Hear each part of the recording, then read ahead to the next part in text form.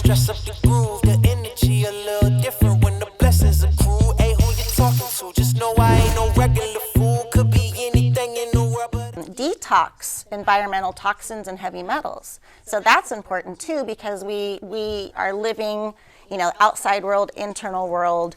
They have to coexist between our food that we're consuming and air that we're breathing. It's kind of the highway from outside to inside. So they really have to be in harmony, if that makes any sense. Yeah. There's both good and bad bacteria, and we need both.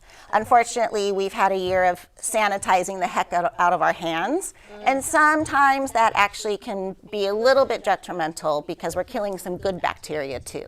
So soap and water as much as you can, because we need to be able to fight some things on the outside as well. Another great way to make sure that your gut is nice and strong, which most of us have heard of, is probiotics. Probiotics is very common of a term right now. There's a lot of, supplements out there on the shelves. Now, our microbiome has billions and billions and billions of bacteria. It's really hard to know what you're deficient in. We're all different. We all have a different ecosystem in our guts. So that's why one man's food could be another man's poison, that term that you've heard. But there's a way that everyone could get their probiotics, and it is bioavailable to the body. We soak it in, we use it, and that's adding fermented foods into a meal.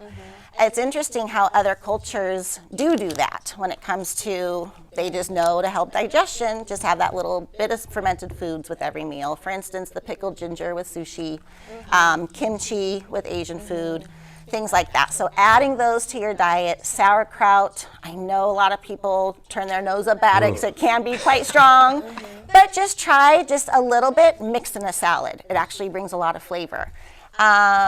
You know what else is great, and it's a little more palatable for us Americans, is pickles, but real pickles. So the ones on the shelf and sitting in a jar, those have just been marinated with white vinegar.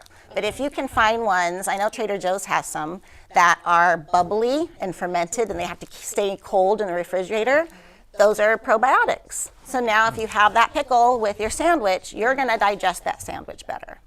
So I just think that's an easy way for everyone to include that, at least to help start balancing out the gut.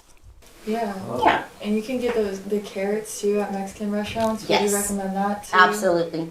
All right. Absolutely. Because I know I like those, and I can definitely eat that over some sauerkraut Sure, sometimes. yep. They even have fermented beets, which don't taste like regular beets, but they're not as strong as sauerkraut. So you gotta play with it, but why not use food as your medicine? Right. It's so available, and we fortunately live in an area of the world, of the country, where we have everything at our fingertips between Sprouts and Trader Joe's, and Vaughn's Pavilions has the most beautiful produce I think I've seen. But we've also got like any drive-through available 24/7 True. right now. Like everyone is doing that. So how do you find a balance of that, or for the person who is driving through a lot, right? Yeah. How do you kind of find a balance to your intake? Because I know for me, like personally, through this moment of seeing how my body reacts to food, I could feel it totally. Like I grab something quick, I feel cool for a second, and I love the happy thing, or the happiness comes, but then it goes really fast, and you're tired, and I don't know, what would be like an easy way to just kind of find balance with that? I mean, first and foremost, I think the easiest way to adjust diets is to not think of what you can't eat. It's adding in what I should be eating. So if you add in more good stuff, you'll naturally crowd out the bad stuff, right? So maybe if you know you're gonna drive through that evening for dinner, what can I have today that's healthier? Maybe I can make a better choice for lunch. Right. So then and it's almost just a ratio. It's crowding out more good, or crowding out the bad with more good.